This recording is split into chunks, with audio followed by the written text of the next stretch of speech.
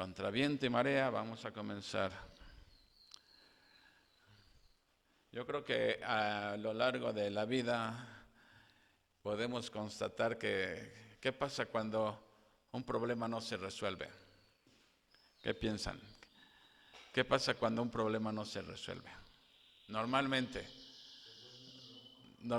no, los problemas no se resuelven solitos. Uno tiene que tomar medidas.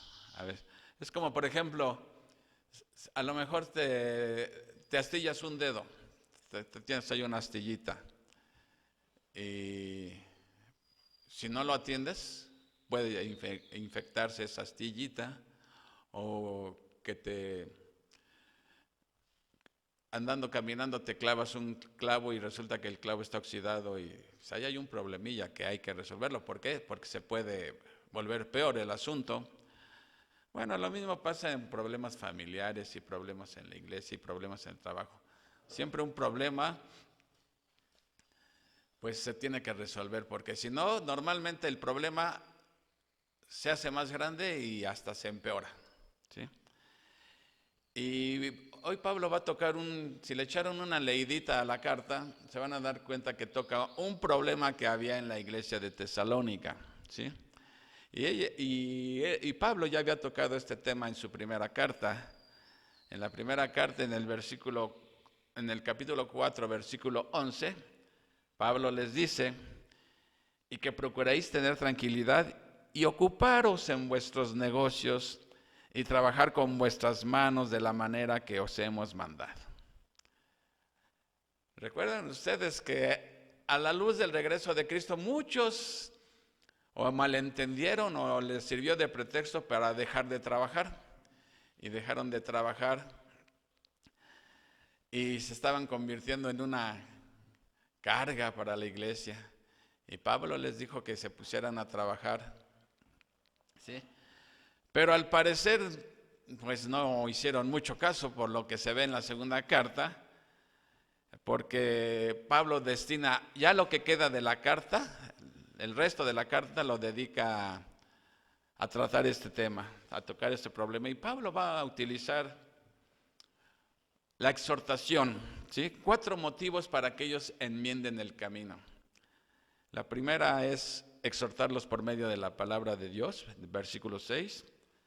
Luego los exhorta con el mismo ejemplo de Pablo del versículo 7 al 10.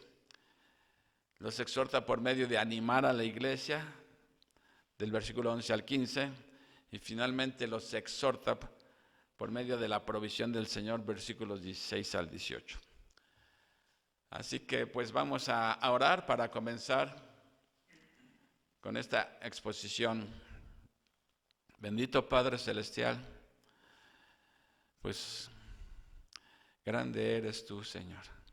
Eres puro y nosotros impuros, Señor. Eres santo y nosotros pecadores, Señor. Reconocemos nuestra bajeza delante de ti, Señor. Y te pedimos, Padre, que perdones todo pecado nuestro, Señor. Des a nuestras almas paz, paz y paz, que tanto necesitamos, Señor. Especialmente en un día como hoy, que es una noche de paz para la cristiandad. Señor, te agradecemos porque nos permites estar aquí reunidos. Contra todo viento y marea estamos aquí, sin importar circunstancias. Estamos aquí fieles a tu llamado, Señor, a exponer tu palabra y servirte con el ministerio que tú nos has dado, Señor.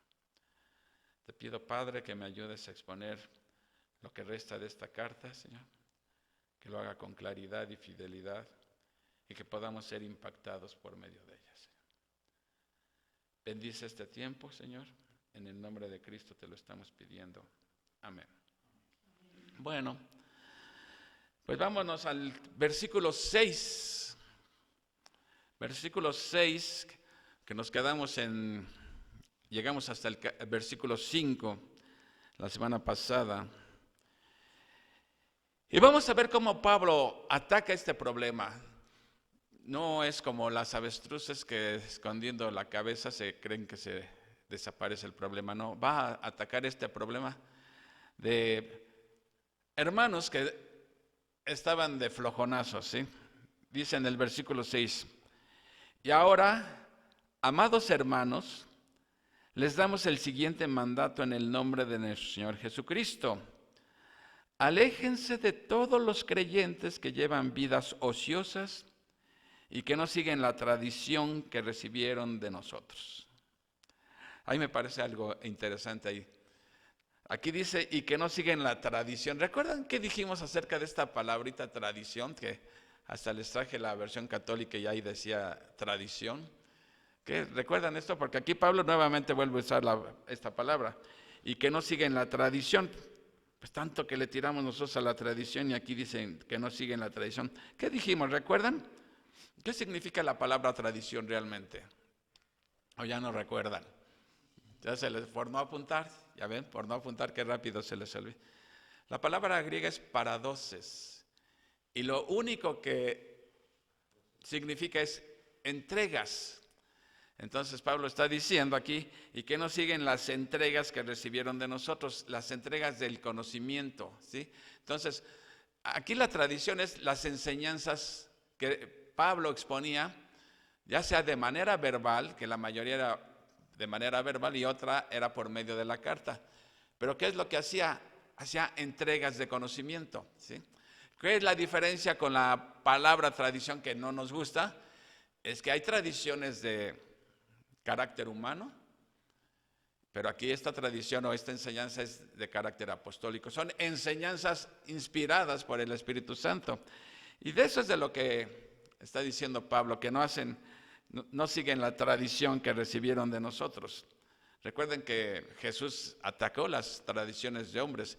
Pablo ataca las tradiciones de hombres en Colosenses. Entonces no nos confundamos con esto, por favor. Simplemente se refiere a las entregas del conocimiento. Y en aquel entonces pues era verbal.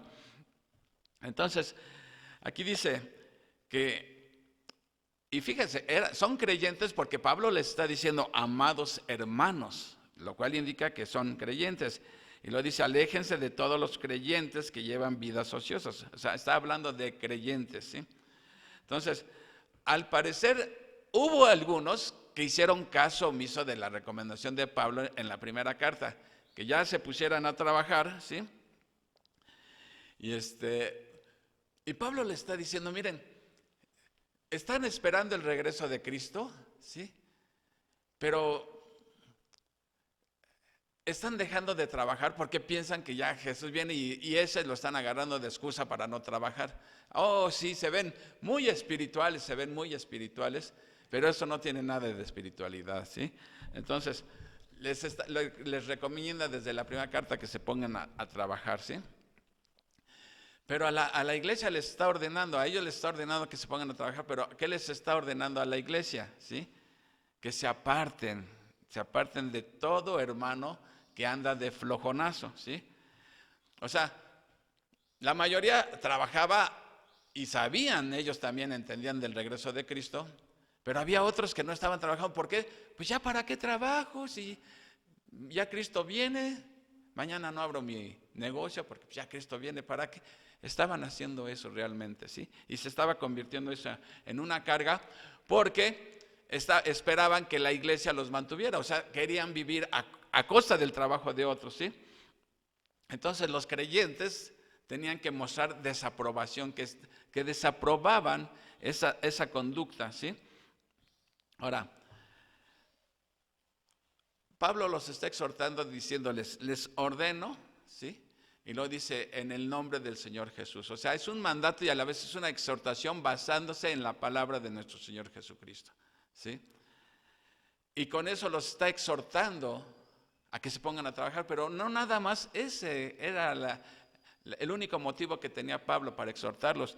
Ahora vamos a ver del versículo 7 al 10 que los está exhortando también con el mismísimo ejemplo de Pablo. Veamos lo que dice el versículo 7. Pues ustedes saben que deben imitarnos. No estuvimos sin hacer nada cuando los visitamos a ustedes.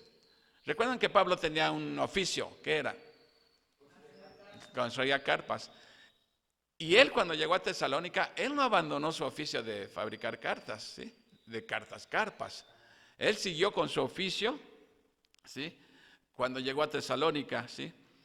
Y Pablo sabía desde luego que Jesús podía llegar en cualquier instante, porque el regreso de Cristo es inminente. Pero no por esto dejó de trabajar. Él seguía haciendo sus carpas, ¿sí? Porque también entendía que era posible también que Jesús no llegara. O sea, es absurdo que porque pienses que Jesús puede llegar en cualquier momento, dejes de trabajar, ¿sí? Porque ¿y qué tal si no llega pronto? Eso nadie lo sabe. Pues ya te estás convirtiendo en una carga para alguien, ¿sí? Al no generar tú tus ingresos, ¿sí? Entonces, Pablo les está diciendo, acuérdense que cuando yo llegué, yo no vivía de gorrita café ahí entre ustedes, me ponía a trabajar, ¿sí? Y ni aún con la comida a Pablo le gustaba gorrear la comida. Vean lo que dice el versículo 8. En ningún momento aceptamos comida de nadie sin pagarla. Trabajamos mucho de día y de noche a fin de no ser una carga para ninguno de ustedes. O sea, ¿quién podría acusar a Pablo de que Pablo estaba viviendo a expensas de los tesalonicenses? Nadie. Ni siquiera ni con la comida. Pablo dice, y cuando teníamos que comer, pagábamos nuestra comida. Ahora uno pensaría, bueno, ¿y acaso no tenía derecho Pablo a que lo sostuviera la iglesia? Claro que tenía derecho. Vean lo que dice el 9. Por cierto, teníamos el derecho de pedirles que nos alimentaran, pero quisimos dejarles un ejemplo que seguir, ¿sí? Como predicador del Evangelio, Pablo tenía derecho a ser sostenido económicamente por los creyentes, ¿sí? Por los que se habían convertido por medio de su ministerio.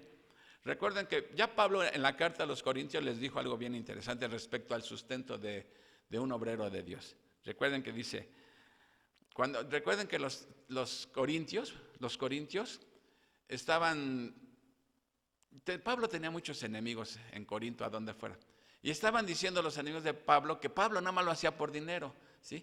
Pero sin embargo los corintios estaban ayudando económicamente a otros, ¿sí? Que eran falsos maestros, y a ellos les estaban ayudando, y Pablo dice, vean lo que les dice, ¿o solo yo y Bernabé no tenemos derecho de no trabajar? ¿Quién fue jamás soldado a sus propias expensas? ¿Quién planta viña y no come de su fruto? ¿O quién apacienta el rebaño y no toma de la leche del rebaño?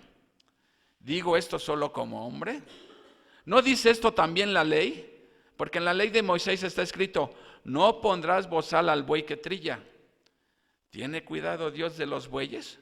¿O lo dice enteramente por nosotros?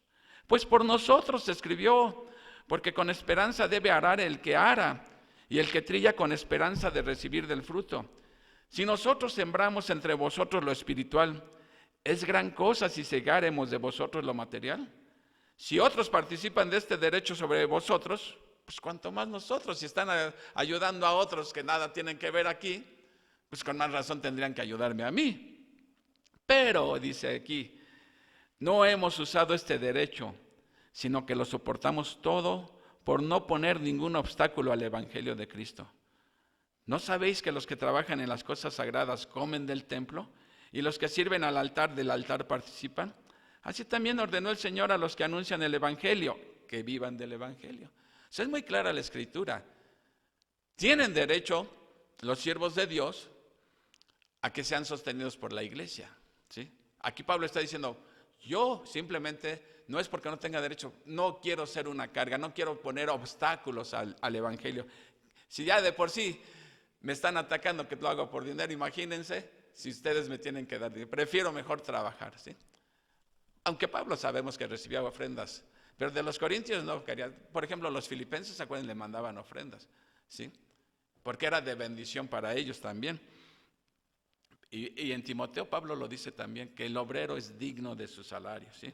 Pero Pablo prefirió no hacer uso de ese derecho, ¿sí? Pero ahora, ¿qué debían de hacer con los que se negaban a trabajar? Pablo les está diciendo, versículo 10, incluso mientras estábamos con ustedes les dimos la siguiente orden, los que no están dispuestos a trabajar, que tampoco coman, punto, así Así Pablo se va directo a la yugular, exhortándolos y todo, pero dice, si aún así no entienden, no tiene la obligación la iglesia de estarlos manteniendo. Pero observen una cosa, dice, los que no puedan trabajar. No dice los que no, perdón, no dice aquí, los que no quieran trabajar. No dice los que no puedan. O sea, porque una persona puede estar en circunstancias donde no puede trabajar y la iglesia sí tiene el deber moral de ayudarle a esa persona que no puede trabajar. Pero aquí dice el que no quiere, aquí en nuestra versión dice los que no están dispuestos a trabajar, pues que tampoco coman, ¿sí? Ahora, Pablo es muy claro, dice, si no quieren trabajar, no les den de comer, ustedes no les den de comer, a ver si cuando apriete el hambre ya se ponen la piel. Pero alguien podría pensar, bueno, que esto no entre en conflicto con ese hecho de que los cristianos debemos ser muy dadivosos, ¿sí? Muy bondadosos. Pues la verdad es que no entra en conflicto, ¿sí? Porque no es bondadoso animar a la pereza, ¿sí? No le haces ningún bien a uno al fomentarle la pereza. Spurgeon decía, el más verdadero amor para con los que yerran no es fraternizar con ellos en su error, sino ser fieles a Jesús en todo. Hace muchos años, cuando tenía yo mi tienda, llegó uno que a la larga se comprobó que nada más era un pseudo hermano. Tristemente, muchos llegan con el afán de a ver a quién le dan un sablazo. Cuando yo tenía mi tienda de abarrotes, seguido me estaba pidiendo fiado. Oye, que fíame, que un aceite, que la leche. Hombre, él tenía hijos chicos en aquel entonces. Pues órale, pues, ¿no? Le ayudaba. Pero llegué a la conclusión que ya me había agarrado, ¿cómo se dice? Ya de barquito o algo así, ya a llegar al grado que yo el día que le dije, mira, la próxima vez que me vuelvas a pedir, creo que necesito orar primero para ver si estoy haciendo bien o estoy haciendo mal al estarte ayudando. Porque pues él estaba enterito, ¿sí? Le decías, mira, hay X chamba, no la iba a ver, ¿sí? Miren, si hubiera llegado y me ha dicho, mira, te barro, a veces hay gente que llega así, te barro, te lavo tu coche, que no sé qué. Mira, eso me da gusto porque digo, no están pidiéndote algo dádiva, así de una limosna, ¿no? Quieren trabajar, ¿sí? Y te piden trabajo, como que sea barriéndote ahí la banqueta. Eso es muy diferente, ¿no? A lo que estaba haciendo esta persona.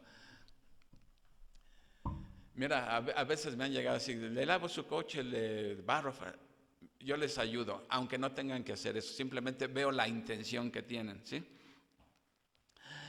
Dice aquí en el versículo 11 al 15, vamos a ver la tercera exhortación que está utilizando Pablo, ¿sí? Quiere animar a la iglesia porque miren, ¿qué pasa cuando en la iglesia hay mucho zángano parásito que quieren vivir a expensa de los demás? Pues puede ser que dice Pablo, un poco de levadura leuda toda la masa. Que otro diga, bueno, ¿por qué si lo estamos manteniendo? Pues porque a mí no también, pues yo también dejo de trabajar y me tienen que mantener, ¿no? O sea, eso a veces puede ser contagioso, ¿sí? Pero Pablo los anima en esto, miren, dicen en el 11, sin embargo, oímos que algunos de ustedes llevan vidas de ocio, se niegan a trabajar y se entrometen en los asuntos de los demás, ¿sí? Fíjense, el hecho de no estar trabajando, tenían todo el tiempo del mundo para andar en el chismoleo, metiéndose en la vida de otras personas, juzgando la vida de otros hermanos, ¿sí? Y Pablo les dice, no solamente están de ociosos, sino que se están metiendo, ahora sí que andan de metiches nada más, metiéndose en las vidas de otros, ¿sí? Alguien ha dicho que a los que no tienen ninguna ocupación más que ocuparse de las cosas de los demás, ¿sí? Dicen otros, algunos que no están metidos en cosas útiles, sino que son entrometidos. Algunos que no están ocupados en sus propias cosas, sino demasiado ocupados en las cosas de otros. En otras palabras, están en todo menos en lo suyo. Dicen que para los que están de ociosos, siempre sin estar haciendo nada de provecho, Satanás tiene mucho trabajo para ellos. meterse en la vida de los demás, ¿sí? Y Pablo vuelve a repetir la orden. Les ordenamos a tales personas y les rogamos en el nombre del Señor Jesucristo que se tranquilicen y que trabajen para ganarse la vida. Está claro el mandato, ¿no? Está claro. Ponte ya a trabajar. Es una orden y es al mismo tiempo una exhortación de parte del Señor Jesucristo. Que se pongan a trabajar. ¿Por qué? Porque eso es buen testimonio que un creyente sea trabajador. Miren, ¿qué testimonio daríamos como creyentes si no quieres trabajar? Que quieres vivir de gorrita café todo el tiempo, a ver quién te da acerca un plato. ¿Eso es un buen testimonio o un mal testimonio? Es un mal testimonio. Y eso es lo que Pablo quiere evitar, que haya malos testimonios en la iglesia, ¿sí? Ahora, y les dice que trabajen para ganarse la vida, que tengan un buen testimonio. Imagínate que aquí todos fuéramos una bola de flojonazos. ¿Quién nos creería? Dice en el 13, en cuanto al resto de ustedes, amados hermanos, nunca se cansen de hacer el bien. ¿Eso a quién va dirigido? Pues a los que sí estaban trabajando. A los que están trabajando fielmente, Pablo los está alentando a persistir, ¿sí? Que no se desanimen por el mal ejemplo de otros, ¿sí? Que ellos sigan adelante, ¿sí? Mira, y Pablo está diciendo, bueno, mira, si estabas de flojo, ponte ya a trabajar. No importa cómo comiences tu carrera cristiana, cómo la terminas. Eso es lo importante, ¿sí? Y le está diciendo, no se cansen de hacer el bien. Ya lo vimos que en Gálatas también Pablo dice eso. No nos cansemos pues de hacer el bien, ¿sí? Pero a veces tenemos que discernir cuándo estamos haciendo el bien y cuándo no estamos haciendo el bien.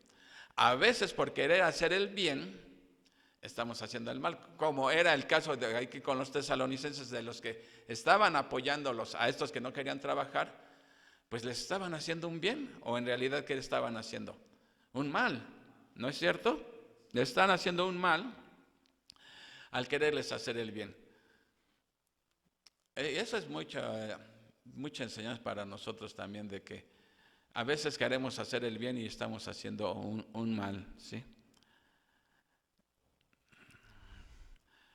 Luego Pablo, vean lo que dice aquí. Bueno, la pregunta es, bueno, ya no nos vamos a juntar con ellos, no les vamos a dar de comer, y si aún así no quieren obedecer, ¿qué les dice Pablo en el 14? Tomen nota de quienes rehúsan obedecer lo que decimos en esta carta. Aléjense de ellos para que se avergüencen, ¿sí? Pablo está diciendo claramente, bueno, la pregunta obligada es, bueno, Pablo, ¿y si alguien no quiere obedecer, qué hacemos? Aléjense de ellos, o sea, como una manera de disciplinarlos, ¿sí? Aléjense de ellos, o sea, dejen de convivir con ellos, ¿sí? Porque el propósito, de acuerdo a lo que está diciendo Pablo, es que se avergüencen, que ellos sientan vergüenza de que la gente, los hermanos, los están haciendo a un lado, para que se pongan las pilas y se pongan a trabajar, ¿sí? Pero Pablo les dice, aléjense de ellos, no les den de comer, etcétera. Pero vean aquí dice, pero cuidado, les dice Pablo aquí en el 15. Vean lo que les dice, pero no los vean como enemigos, sino llámenles la atención como lo harían con un hermano, ¿sí? O sea, a veces hay diferencias entre hermanos, ¿no? Uno dice una cosa, otro dice otra cosa, los lleva a un conflicto, pero la Biblia da solución a eso. ¿Qué deben de hacer? Por ejemplo, en Mateo 18 que dice, si tienes algo contra tu hermano, ve a solos y arregla las cuentas, ¿no? Si no quiere entender, bueno, pues trae un testigo o dos testigos, ¿sí? Y si no quiere entender, pues dilo a la iglesia. Y si ni a la iglesia le quiere hacer caso, ¿qué dice Jesús? Tenlo por gentil y publicano, ¿sí? Y hay que verlo como un publicano, no como un hermano realmente, ¿sí? Ahora, hay otras que, ¿qué haces cuando por errores doctrinales? Vamos a suponer que aquí viene alguien y empieza a enseñar un error doctrinal. También la Biblia, ¿qué nos dice qué se debe de hacer con esa persona? Que sea o no sea hermano, puede ser hermano, pero está mal informado. Vean lo que dice en 2 de Timoteo 2, 23, 26, dice, pero desecha las cuestiones necias e insensatas, sabiendo que engendran contiendas, Porque el siervo del Señor no debe de ser contencioso, sino amable para con todos, apto para enseñar, sufrido, que con mansedumbre corrija a los que se oponen por si quizá Dios les conceda que se arrepienten para conocer la verdad y escapen del lazo del diablo en que están cautivos a voluntad de él. O sea, esta está hablando de alguien que ni es hermano y empieza a enseñar barbaridades aquí. Dice, instrúyelo, por si Dios le concede que se arrepienta y conozca la verdad, ¿sí? A Tito también le dice acerca de los que causan divisiones, dice, al hombre que cause divisiones después de una y otra amonestación, deséchalo, arrivederci, ¿sí? Y también hay otros casos donde tienes que tomar medidas en contra de un hermano. Por ejemplo, ¿se acuerdan qué pasó en Corinto? El que se metió con la madrastra, ¿sí? Dice, os he escrito por carta que no os juntéis con los fornicarios. No absolutamente con los fornicarios de este mundo, o con los avaros, o con los ladrones, o con los idólatras, pues en tal caso os sería necesario salir del mundo. Pablo no está diciendo, no te juntes con ese que es fornicario, que es ladrón, que es ratero, borracho. Dice, no me estoy refiriendo a los que están en el mundo, porque entonces si yo me refiero a eso, pues tendrían entonces que salirse del mundo, porque eso es lo que más abunda en el mundo. Dice aquí, más bien os escribí que no os juntéis con ninguno que llamándose hermano fuere fornicario, o avaro, o idólatra, o maldiciente, o borracho, o ladrón, con el tal ni aun comáis. Porque ¿qué razón tendría yo para juzgar a los que están fuera? ¿No juzgáis vosotros a los que están dentro? Porque a los que están fuera, Dios los juzgará. Quitad pues a ese perverso de entre nosotros. Porque ese era uno que diciéndose hermano, andaba en inmoralidad. Y Pablo lo disciplina, ¿sí? Y les dice, expúlsenlo.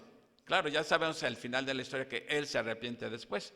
Pero Pablo continuó con este tema en el capítulo 6 de Corintios. Fíjense lo que dice en 1 Corintios 6, 9, dice, ¿no sabéis que los injustos no heredarán el reino de Dios? No erréis ni los fornicarios, ni los idólatras, ni los adúlteros, ni los afeminados, ni los que se echan con varones, ni los ladrones, ni los avaros, ni los borrachos, ni los maldicientes, ni los estafadores, heredarán el reino de Dios. Y esto erais algunos, mas ya habéis sido lavados, ya habéis sido santificados, ya habéis sido justificados en el nombre del Señor Jesús y por el Espíritu de nuestro Dios. Pablo está siendo muy claro en cuanto a personas que se dicen hermanos y andan así. Y dice, y muchos de ustedes eran así, pero ya no lo son ahora. Ya no tienen por qué seguir siendo porque ya no lo son, ya han sido lavados, ¿sí? Aquí Pablo está diciendo, ¿qué se debe de hacer con los que no quieren trabajar?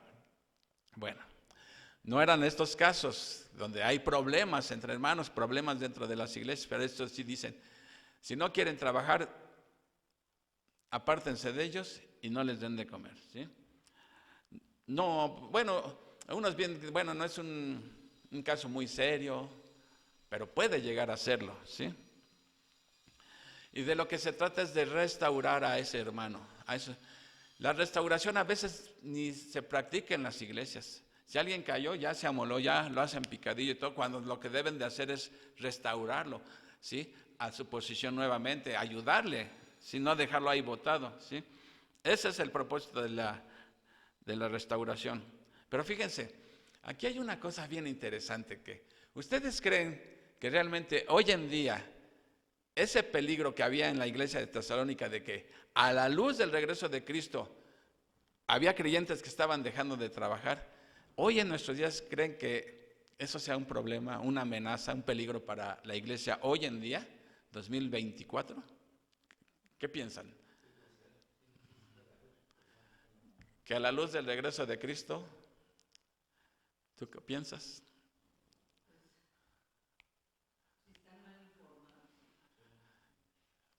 Pero yo creo que aquí, yo no creo que eso sea un peligro para la iglesia hoy en día, porque hoy es exactamente lo contrario. Nos hemos ido ahora al otro extremo. Los creyentes a la luz del regreso de Cristo estaban dejando de trabajar, ¿sí? Dejaban de trabajar porque Cristo ya podía llegar en cualquier momento. Pero hoy en día estamos tan metidos en nuestros trabajos, queriendo ganar más dinero, que se nos olvida que Cristo puede llegar en cualquier momento. Creo que ahorita el problema es al revés, ¿sí? La gente está metida en sus trabajos para ganar más dinero, dinero, y se enfocan todo en su trabajo, en ganar más dinero y todo, y se les está olvidando que Cristo puede llegar en cualquier momento. Debemos tener balance, equilibrio, sí, saber que Cristo puede llegar en cualquier momento, ¿sí? Y por eso debemos servirle, ¿sí? Eso es tener equilibrio, trabajar, saber que Cristo puede llegar en qué momento, y trabajar generando tu sustento, pero también sirviendo al Señor, ¿sí? Sabiendo que Cristo puede llegar en cualquier momento. Entonces, ¿qué es lo que ha estado utilizando ahorita Pablo? ¿Sí? Los exhorta primeramente usando la palabra de Dios, ¿sí? Los exhorta poniéndoles de ejemplo a él mismo, ¿sí? Que él nunca fue una carga y que a pesar de que tenía derecho a ser sostenido, nunca quiso ser carga para nadie. ¿Para qué? Porque no tenía derecho, no, simplemente porque no estorbar el avance del evangelio, ¿sí? Ahora, los exhorta por medio de animar a la iglesia. Ustedes, los que sí están trabajando, sigan trabajando, échenle ganas, sirviendo al Señor, ¿sí? Sabiendo que Cristo puede llegar en cualquier momento, y si no llega, ya dejaron de trabajar. Mal hecho eso, ¿no? Y ahora los va a exhortar, la cuarta es por medio de la provisión del Señor. Vean lo que dice ya Pablo, ya para finalizar esta carta, dice: ahora, que el mismo Señor de paz les dé su paz. ¿Cómo se está refiriendo a Jesús? El Señor de paz, que otorga su paz en todo momento y en cada situación. El Señor sea con ustedes. Algunos han llamado este versículo un pacífico final a una tormentosa epístola, ¿sí? Porque Pablo está orando por los tesalonicenses que estaban sufriendo realmente, estaban sufriendo persecución de parte de sus enemigos, los enemigos del cristianismo estaban sufriendo persecución y todavía tenían que estar aguantando a semejantes haraganes que no querían trabajar. Pablo les está diciendo, ora por ellos y confía en la provisión de Jesús, que el Señor de paz les dé paz en todo tiempo y en toda circunstancia. Eso es lo que está pidiendo Pablo para los tesalonicenses, que Dios los reconforte, ¿sí? 17 dice, vean qué dice aquí. Y aquí está mi saludo de mi propio puño y letra. Pablo, hago esto en todas mis cartas para probar que son mías. Que la gracia de nuestro Señor Jesucristo sea con todos ustedes. Dice, aquí está mi saludo de mi propio puño y letra. Entonces, ¿qué no era Pablo el que estaba escribiendo la carta? Obviamente tenía como les dicen, un amanuense, un secretario. Pablo está dictándole la carta a su secretario, pero cuando ya tocaba poner la firma, de su puño y letra ponía Pablo, ¿sí? Para que no dudaran de que esa carta no era de Pablo, era como el sello de autenticidad. Pablo, ¿sí? Y lo dice aquí está mi saludo de mi propio puño y letra. Pablo, hago esto en todas mis cartas, ¿para qué? Para probar que son mías. Ya ven que andaba circulando, hay una carta que decían que Pablo andaba diciendo que ya estaban viviendo el día del Señor, que por ahí andaba una carta de Pablo. Dice Pablo, yo pongo los autentico con mi firma. Que la gracia de nuestro Señor Jesucristo sea con todos ustedes. La gracia, se dan cuenta cómo Pablo termina casi todas sus cartas así. Que la gracia de nuestro Señor Jesucristo esté con vosotros, ¿sí? ¿Por qué? Porque el cristiano no depende de nada externo más que de la gracia del Señor, ¿sí? Y de su amor, ¿sí? Imagínense, si nuestra paz, nuestra gracia dependiera de este mundo, ¿dónde estaríamos parados, sí? Pero hemos de apropiarnos de esta paz, ¿sí? Por fe y confiando en el amor de Dios. Debemos ¿cómo se dice? Se me fue la palabra. Apropiarnos de esa paz. Que esta paz, el mundo la puede dar, la paz de Cristo. No la puede dar y ni te la puede robar tampoco. Ni te la puede robar, porque la paz que da el Señor es independientemente de las circunstancias. Te puede estar lloviendo en tu milpita, ¿sí? y puedes experimentar la paz de Cristo, ¿sí? ¿Por qué? Porque la paz no es el cese de los problemas, sino la serenidad de tu corazón que proviene de la fe en Dios y que es totalmente independiente de todas las circunstancias. Así que así Pablo termina su segunda carta a los tesalonicenses. Podríamos resumir esto en 2 minutos. ¿Cuál es el tema principal de las cartas a los tesalonicenses? El tema principal, ¿cuál es?